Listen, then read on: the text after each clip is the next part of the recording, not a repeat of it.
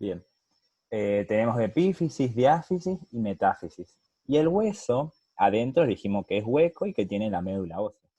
Y en sus periferias, en la parte más externa y en la parte más interna, está recubierto por dos estructuras. Una se llama el periósteo y es el que lo envuelve de manera externa, y otra se llama endostio y es el que lo envuelve en la parte interna. Estas vamos a volver a verlo más adelante, pero vamos a presentarlo de esta manera. Y este es un dibujito. Bien. El tejido óseo es un tejido conjuntivo especializado. Y nosotros vamos a ver a lo largo de histología que muchos de los tejidos que nosotros vemos son tejido óseo, tejido conjuntivo especializado. Y el hueso es uno de ellos, que va a estar conformado por dos cosas. ¿Se acuerdan que nosotros vimos que las células formaban compartimiento y gracias a eso podíamos diferenciar dos espacios, el intracelular y el extracelular? Y como ambos eran líquidos, llamamos el líquido intracelular y el líquido extracelular.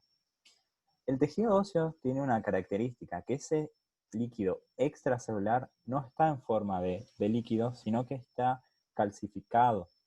Y no se va a llamar líquido extracelular, sino que matriz ósea. Es un material extracelular que va a estar calcificado, va a tener calcio en sus estructuras y va a ser un material duro, no va a ser líquido como el resto de las células. Y las otras estructuras que conforman al tejido óseo van a ser las células. Tenemos muchas células, pero las que son propias del tejido óseo van a ser los osteocitos, los osteoclastos y los osteoblastos. Cada uno va a tener una función diferente que vamos a ir hablando a lo largo de esta clase. Bien, vamos a empezar hablando de las células del tejido óseo. Dijimos que teníamos osteocitos, osteoblastos y osteoclastos. Una ayuda a memoria, todo lo que sea ositos al final es célula. Todo lo que sea blastos van a ser células que puedan generar algo. Y todo lo que sea clastos van a ser células que van a destruir algo. Bien, los osteocitos se van a encontrar en el hueso y el hueso va a tener pequeños espacios donde van a estar estos osteocitos. Esos pequeños espacios se van a llamar lagunas. Adentro de las lagunas se encuentran los osteocitos. Rodri, ¿puedes repetir eso que dice ahora? De Sí, blasto.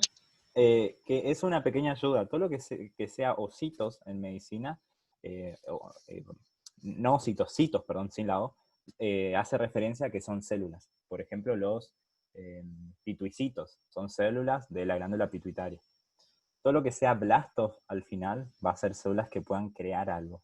Y todo lo que sea clastos van a ser células que van a destruir algo. Bueno, dijimos que íbamos a empezar hablando de los osteocitos. Y que los osteocitos... Gracias. De nada. Que los osteocitos son... esperen. Los osteocitos son células que se encuentran en el tejido óseo y que van a estar en unas cavidades que se van a llamar lagunas. Las lagunas son pequeñas depresiones que se van a encontrar en la matriz ósea. En esas depresiones van a estar apoyados los osteocitos. Y lo característico es que por cada laguna va a haber un solo osteocito. Estos osteocitos tienen prolongaciones citoplasmáticas. ¿Qué quieren decir esto? Que de su misma membrana van a salir prolongaciones.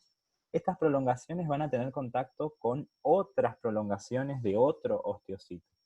Y estas prolongaciones van a tener uniones comunicantes. Y si ustedes recordarán de la clase que yo di, creo que fue la tercera por ahí, que hablábamos que las uniones comunicantes le permitían a la célula comunicarse y la comunicación celular estaba dada por el transporte de diferentes tipos de iones. ¿Cómo son las estructuras de los osteocitos? Son células planas que tienen poco RER y un Golgi muy pequeño. ¿Por qué creen que tienen poco RER y Golgi pequeño? ¿Qué funciones tenían eso? Porque no sintetizan proteínas. Perfecto, perfecto, perfecto. Su función no es la de síntesis proteica, entonces van a tener un RER escaso y un Golgi también, porque no necesitan eso. Y ellos, los osteocitos, van a ser los que van a mantener la matriz ósea. Las cosas que, vamos a ver más adelante qué cosas van a estar dadas por la matriz ósea, las van a sintetizar los osteocitos. y serían como los encargados de la matriz ósea. Esta es una imagen de un osteocito donde vemos una célula plana con un núcleo ovoide y todas sus prolongaciones. Estas prolongaciones hacen contacto con las prolongaciones de otro osteocito. Y este osteocito está en una laguna. Creo que hay otro, sí, acá. Miren, tenemos la laguna, lo azul sería el osteocito con su núcleo, todo el resto sería la matriz ósea, y las prolongaciones que van a salir de la laguna por unos canalículos. Los canalículos son pequeñas vías que van a unir a los osteocitos. Y estas prolongaciones van a tener contacto con otras prolongaciones de otro osteocito y le van a permitir comunicarse todos entre ellos.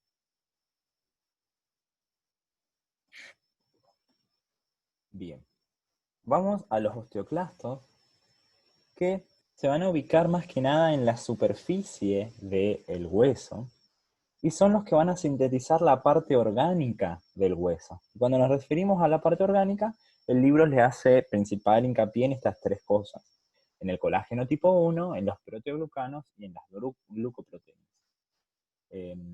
Algo característico que hay que hablar, que el colágeno tipo 1 no está solamente en el hueso, sino que también está en otras estructuras, pero su gran mayoría se encuentra en el hueso. Bien, los osteoblastos van a ser los encargados de dar al hueso el fosfato cálcico. El fosfato cálcico va a estar implicado en la mineralización de la matriz ósea. Más adelante vamos a ver que la matriz ósea en sus inicios es una sustancia que no está sólida, pero después se va a osificar y se va a volver sólida. Y ese que se vuelva sólida está dado por el fosfato cálcico. Y los osteoblastos se encuentran en la superficie y se encuentran uno al lado del otro. Y pareciera ser un tejido simple, porque se encuentran uno al lado del otro.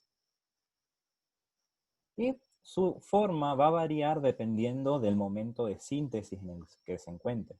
Si un osteoblasto se encuentra sintetizando muchas cosas, como el colágeno, los proteoglucanos o las glucoproteínas, van a tener forma cuboide.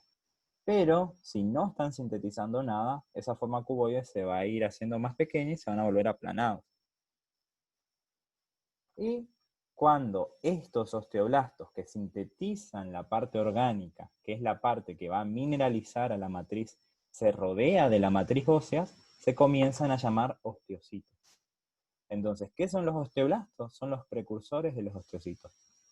Hay otra cosa también, cuando ustedes digan blastos, la mayoría de los blastos son células inmaduras, que sintetizan muchas cosas. Entonces es otro ayuda a memoria. Entonces, los osteoblastos son precursores de los osteocitos. ¿Cuál es la diferencia? Que los osteoblastos tienen esta capacidad de síntesis de la parte orgánica. Y cuando liberan toda esa parte orgánica a su alrededor y la matriz los termina rodeando a ellos, se comienzan a llamar osteocitos. Y esa matriz que ellos liberaron sigue estando en un estadio líquido, todavía no se osificó. Cuando no se calcifica esa matriz ósea, se llama el osteoide. Y acá vemos a los osteoblastos, tenemos su estructura más o menos, y rodeados del osteoide, que es la matriz. Este, en realidad, ya no debería ser un osteoblasto y debería ser un osteocito. Y al microscopio vemos así. Todo a su alrededor sería la matriz. Y por último, tenemos a los osteoclastos, que la principal diferencia que tiene un osteoclasto con las otras dos células es que son células que tienen movilidad, que pueden moverse por diferentes partes, entonces que no lo vamos a encontrar en un lugar determinado. Otra característica es que son células muy grandes, tienen un tamaño bastante grande y van a estar ramificadas. ¿Qué quiere decir esto? Que tienen pequeñas prolongaciones, que estas prolongaciones van a tener dilataciones y que en esas dilataciones se van a encontrar los núcleos, que va a haber varios núcleos por cada célula. Hay entre 6 y 50 núcleos por cada dilatación. Y los osteoclastos son unas células que van a provenir de unas células que se encuentran en la médula ósea que se llaman precursores mononucleares. Los precursores mononucleares hacen mitosis varias veces y terminan dando a los osteoclastos. Bien, estos osteoclastos que tienen dilataciones y todo eso, también van a tener microvellosidades, que esas microvellosidades en el libro les dice microbilis, que dijimos que era exactamente lo mismo. El citoplasma de esos microvellosidades, va a ser más claro cuando se tiña en el microscopio. Por ende, se va a llamar zona clara. ¿Qué función tienen los osteoclastos? La reabsorción ósea. ¿Qué quiere decir esto? Que van a reabsorber el hueso, lo van a romper, por así decirlo. Y esta reabsorción ósea está regulada por dos hormonas. Está regulada por un montón de cosas, pero las principales van a ser hormonas.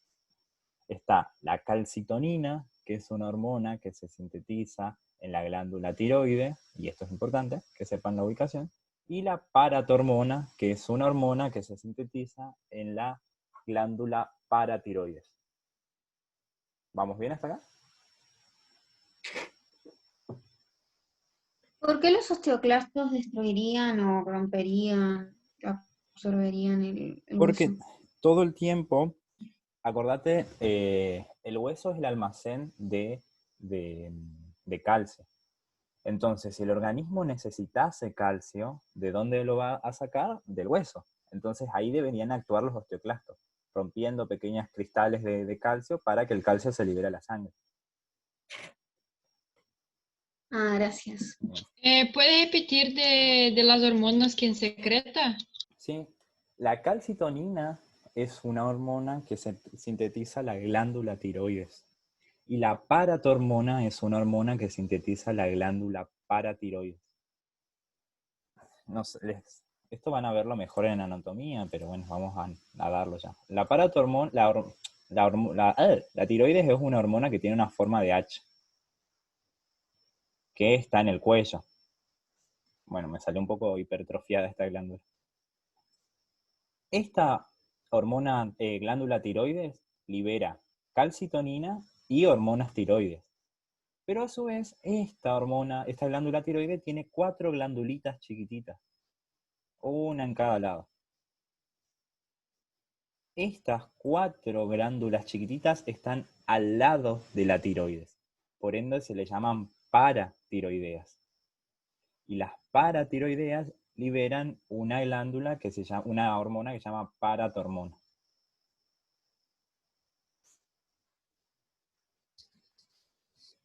Bien. Entonces, bueno, si están involucrados estas glándulas, es obvio que si hay alguna enfermedad de las hormonas tiroides y de las hormonas paratiroides, va a haber una alteración del hueso. Bien, ¿se acuerdan que nosotros dijimos que los osteoclastos van a estar implicados en una función que se llama la reabsorción ósea? Bien, la reabsorción ósea es como, en pocas palabras y hablando mal y pronto, es como la destrucción del tejido óseo. ¿Cómo se va a dar la destrucción del tejido óseo?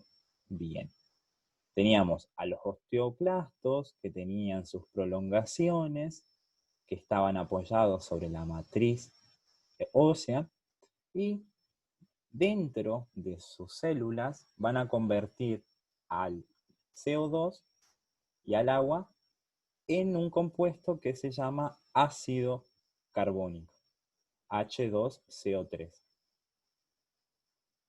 El H2CO3 se divide en dos compuestos, en bicarbonato, que es el HCO3, y en un protón libre, en un hidrogenión. El bicarbonato se libera a través de una bomba. Y los hidrogeniones pasan a la matriz. Junto con los hidrogeniones va a haber un montón de enzimas. Todo esto va a generar una degradación del hueso. Y esto va a hacer que se empiece a liberar calcio. ¿Se entendió el proceso de la reabsorción ósea? Sí, se entiende. Esta reacción química no se la olviden jamás en su vida porque la vamos a ver en el año 1.000.000 de veces. Y el año que viene en fisio la van a ver mucho más. Así que siempre recuerden que el CO2 se une a agua y forma ácido carbónico. Y que después se divide en bicarbonato y en hidrógeno. ¿Sí? ¿Alguien habló? Sí, si puedes explicar otra vez, porfis. Bien. Nosotros tenemos que dentro de algunas células, acá estamos hablando de tejido óseo, pero no es la única, va a convertir al CO2 y al agua en esta sustancia que se llama ácido carbónico. Reacción química, no es importante que lo sepan ahora, pero si lo van sabiendo mejor, va a estar dada por una enzima que se llama anidrasa carbónica. Ustedes creo que en bioquímica ya la vieron, ¿o no? Que yo No. sepa, no. No. Entonces,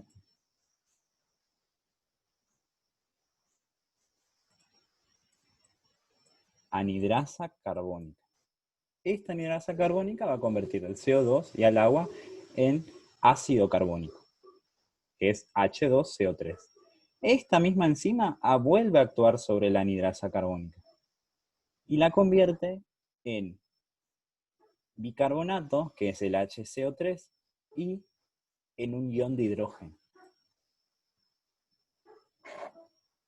Y vean qué cosa curiosa, que estas dos sustancias son dos cosas diferentes.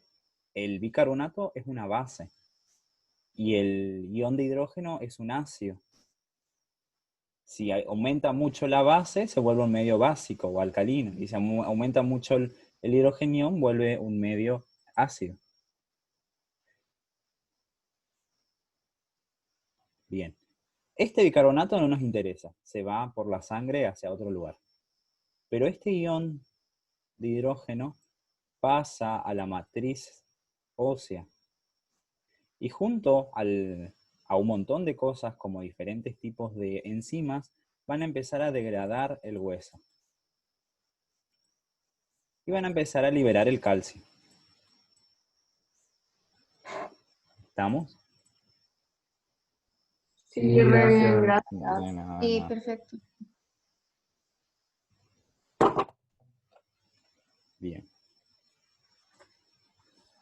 Bien, hablamos de la parte celular del hueso. Ahora vamos a hablar de la otra parte que es la matriz ósea, que vendría a ser el líquido extracelular. Pero como no es un líquido y tampoco tiene la misma estructura que el líquido, se llama de otra manera, se llama matriz ósea. La matriz ósea tiene un montón de iones. Tiene mucho bicarbonato, que el bicarbonato ¿de dónde viene? De esta reacción. Tiene magnesio, que el magnesio es una coenzima muy importante. Tiene potasio, que está involucrado en la bomba sodio-potasio. Tiene sodio, que también está involucrado en la misma bomba. Y tiene fosfato y calcio. Estas dos sustancias son las que a nosotros más nos van a importar.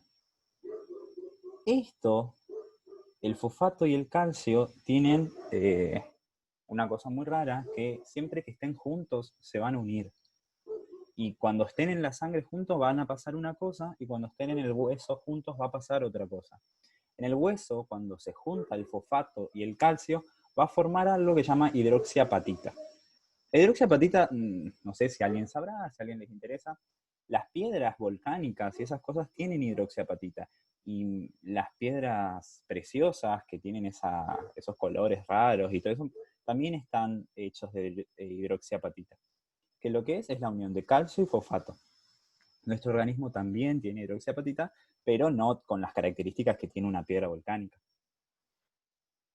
Y la hidroxiapatita le sirve al organismo para poder unirse al colágeno.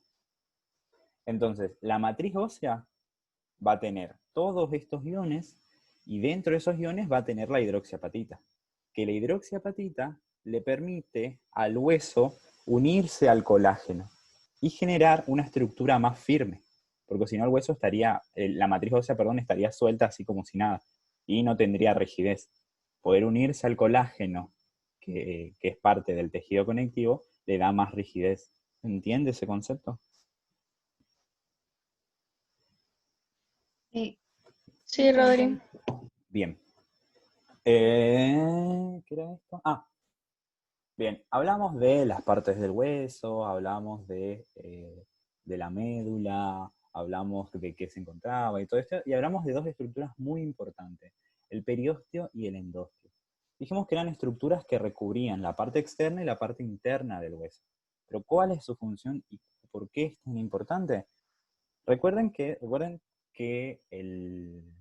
el resto de los tejidos se nutrían por vasos sanguíneos. Que esos vasos sanguíneos generaban un transporte de nutrientes con el líquido extracelular. El hueso no tiene líquido extracelular, por ende el transporte de nutrientes desde la sangre hacia las células se dificulta un poco. Entonces ese transporte de nutrientes va a estar dado por el periósteo y el endostio. El periósteo le va a nutrir a las células más externas y el endostio va a nutrir a las células más internas. Bien. ¿De qué va a estar hecho este periósteo y este endostio, que son membranas? Van a estar constituidos por células osteogénicas, que son células que van a derivar del tejido óseo, y también de tejido conectivo. Es una mezcla de ambos. Bien. Bien. Vamos a hablar primero del periósteo, que es la capa más externa. Y en su capa superficial, que es la parte más externa, va a estar compuesto por fibras de colágenos y por fibroblastos. Ustedes ya estuvieron viendo qué eran los fibroblastos. ¿Se acuerdan? ¿Qué sintetizaban?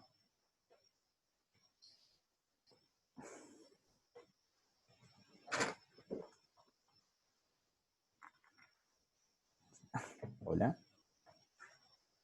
Sintetizaban fibras. ¿De qué? Colágeno. Perfecto, muy bien. Los fibroblastos son las células que sintetizan el colágeno.